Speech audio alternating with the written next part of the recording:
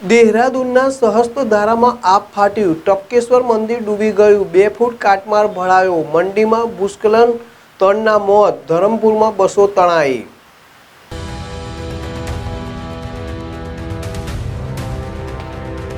સહસ્ત્રધારામાં વાદળ ફાટતા તારાજી 100 થી વધુ લોકોને બચાવાયા.